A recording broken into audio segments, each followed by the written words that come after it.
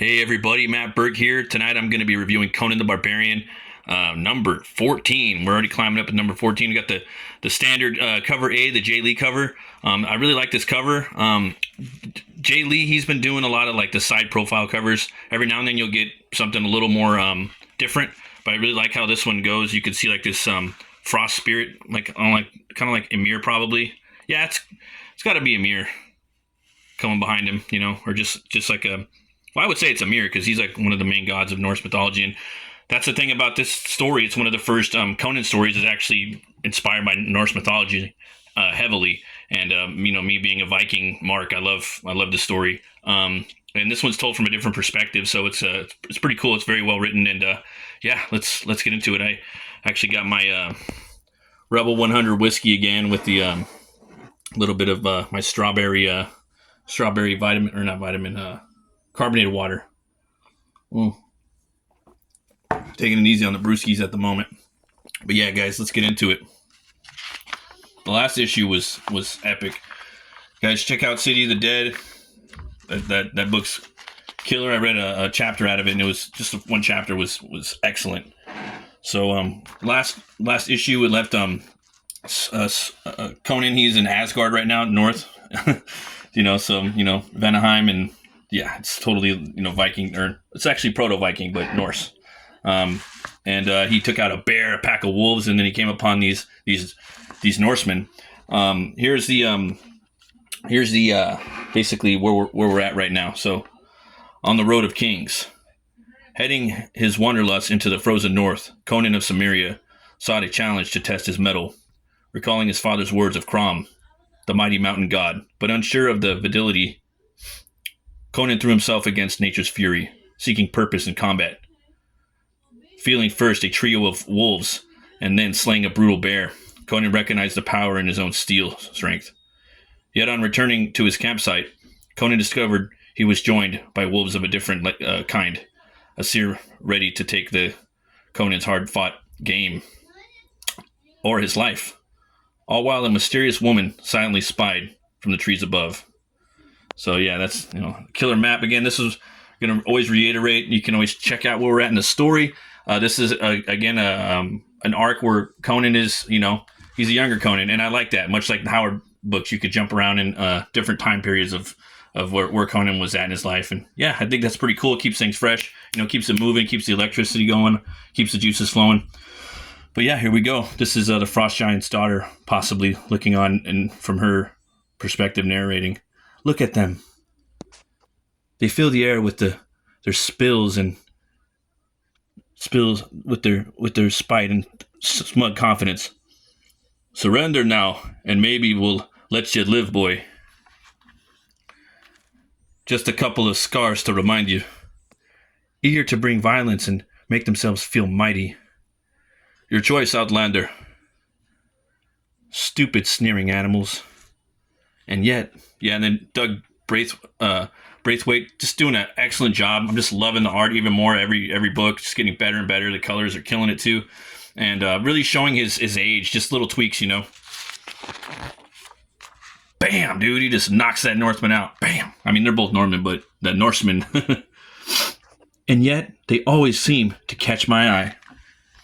Yeah, here we go. Conan, Frozen Faith 2. The Daughter's Gaze. Still cracking my voice. Grim Jim's writer, Diabolical Doug Braithwaite artist, Dangerous Diego Rodriguez color artist. That dude's killing it. Rascally Richard Starkins and Comic Crafts Titan Tyler Smith's lettering. Special thanks to Colossal Kurt Buziek and Clematius Chris Butera editor. And go check out the interview at Conan.com on their, the Conan YouTube channel, Conan the Barbarian, and they have an awesome interview with Doug Braithwaite, and he could really talks about all of his process, and yeah, it's just really interesting. If you guys haven't subbed to Conan the Barbarian YouTube channel, I don't know what you're missing. Get in there. All right, here we go. Father tells me they are unworthy of my attention. Emir's beard. Look at this. Look at that. Just loving this artwork. Just knocked his just bust his lip. But he still listens to their prayers and epithets. Even if he denies it. Yeah, he's about to. Yeah, and you gotta remember, Conan is young, dude. He's like probably 18 right here. After all, we both know. Ugh, mortals are far too amusing to ignore. Here is father's land, cold and pure. Oh, he's coming in with the axe. These men are spoiled and disgusting trespassers. Dirty little spots of blood and snow. What crack? I gotta say, man, they always deliver on the action in this book, man. Like, I'm not gonna spoil all the book, because I want you guys to go out and buy it. Just keep these Conan books coming. But man, they do deliver on the action. Like every book, I'm just like awestruck on how good the action is. Enough. Love this panel. One of my favorite panels in the book. Love the way that, I mean, this camera phone really isn't doing it justice, but just like the fog breath, the way it's lit, the blues, the different cobalts. Oh man, just killing it. Same thing with this panel too. Just colors just really selling the atmosphere. You really feel cold. My wife made some lentil soup with bacon in it tonight. I just was eating that and reading this, just paired up perfectly. Stand down, Delata, or I'll see you flayed. This dark hair, he. What did you do, coward? I had my hunt, and you jackals sat here to steal it and kill me. Protect what's mine. I did what any of you would do. Slew that bear by yourself, boy. Hell of a hunt. Reckon these three could have done better. Who are you, Conan of Samaria? Why are you this far north, Cimmerian? To travel lands I have not seen. The black-haired stranger stands taller than the others, not in height, but in spirit. Conan's kind of like a Germanic dude. These dudes are like, the Norsemen. So they're the Norsemen of the north. They're a little taller. These tribes call each other at every turn, for every sight. They'll slay this black mane and call it a sport. I've no doubt you could send a few of mine screaming to the graves before we bring you down, but it could go another way, Emir willing. Our band needs hunters, and that meat as well. Offer it in service for 7 days, and I'll swear you safe passage to our border. Agreed. What? The order is spoken. We don't have time or blood to spare, Bergen. You boys haul the carcass and return to camp. Fascinating. The gold hairs and their new guest are easy to follow. I just look for the smoke. Feast up, men. The meat in your mouth was felled by Conan, one of Crom's brutal bastards. A meal in trade for a mighty from Asgard. Is it true what we hear about Cimmerians? Do you impregnate rocks with your seed? 'Cause your women are so grim? Of course. That's why they call us mountain-born. Just watch your lady love doesn't meet a Cimmerian, lest she sees the hard strength of stone. That's hilarious, man. They squabble amongst themselves, confident in their rocks and ready to rage. Their cocks and ready to rage is funny. So childish and predictable. Okay, here we go. Nice little inlet right there, selling the cool colors of the north. Vanir raiders are bold now, blood and thirsty. They raid our lands. We bloody them back. They return for revenge. I fear it ends when every Asir and Vanir lies dead in the snow. You're young, but the confidence you carry. You've seen some battle as well. Yes. 40 tribes of Cimmerians fought back the Aquilonian front at fort called Venarium. I became a warrior that day, but it didn't answer any prayers, did it? We do not pray to Crom, and he wouldn't listen even if we did. Convenient that I call forth to Ymir every damn day. But who knows if he or his kin could even care less. Oh, there's maybe one of them right there. And this art's just killing it, man. It's so cinematic, but also comic booky, you know? Like, he just does a really good job of blending the two, Doug Braithwaite. As winds turns, I hear a sound echo across the snowy plain, a wail. War horns, yours or the Vanir, and Asir call. 3 bursts, a cry for aid. 20 men, gather with me. This isn't your fight, Conan. Stay here with the campmen till it's safe. Like hell I will. Of course, the black hair is first into the charge. Oh, man. That right there, that's an awesome splash right there, man. Look at that. Freaking brutal. But just, oh. And first to arrive at the carnage. The humans and their forts are so fleeting and fragile. The tiny motes of warmth they carry are quelled so quickly. And yet, these men fight on. It's a massive, like, long house right there. I love how Howard, you know, and just this team's putting this story together. Doing it justice, but, you know, breathing it new life into it. This scene right here, just seeing Conan just going to a village and helping out and just, you know, sometimes you just, you know, Conan gotta do Conan, you know. Conan be Conan. Conan gotta be Conan, you know. Is it keen courage or utter ignorance that drives them so?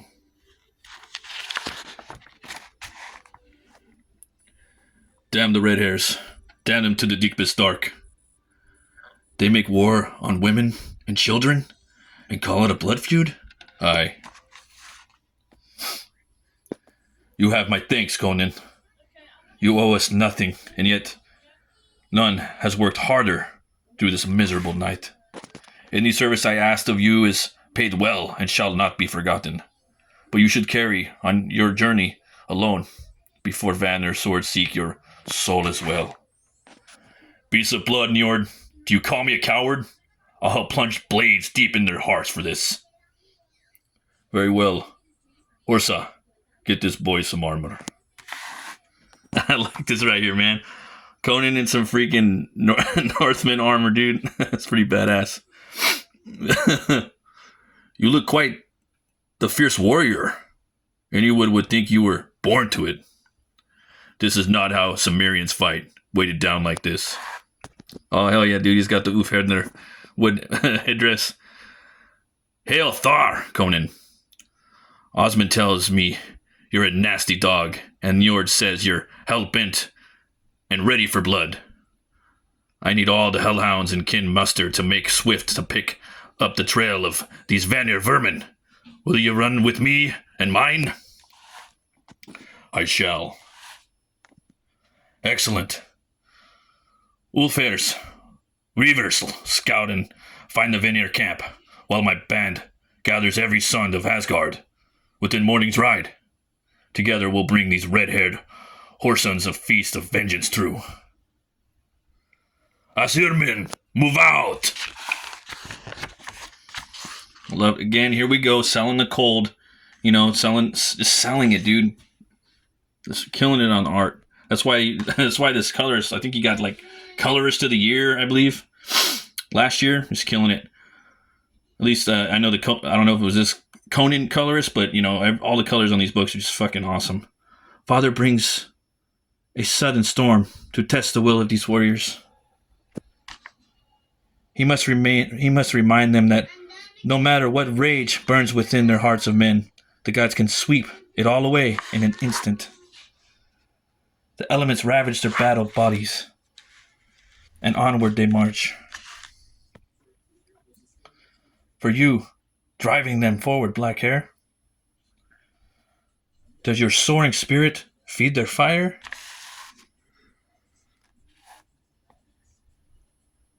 Whatever boistered such bravery, Father's first trial is served. The Vanir. And there is no hesitation before he starts the second. Alright guys, so I'm going to leave it right there. Aesir devils. We're gonna leave it at that. And yeah, this book, I give it 2 horns way the fuck up. They're just keep delivering. Guys. All right, I'll do one more for you, okay? And I'm gonna do one more. You guys gotta check this out. All right, and there's still more. There's still a good chunk left. All right, I'm not spoiling too much. I know I gave a lot, but not too much. Check this out, guys. Look at that double pager right there, man. Isn't that awesome? I love how it's just he's just taking the horns off that Viking or that Norseman's helmet. This is the game of gods and mortals. Sacrifices bent on ice-laden altars, bound in blood. Yeah, man. This is badass, dude. I'd love to have a poster of this, man. It's so cool. Oh, man. This dude's a badass, man. All I gotta say is he's a badass. Like you guys don't even... Like, I didn't spoil nothing, man. You gotta see what's happening next. Let's jump to the back, too, guys. You gotta check out this back matter right here. That would have been a sick wraparound cover, too, man. I'm sorry, but that would have been a badass wraparound cover. This is coming up right here, too.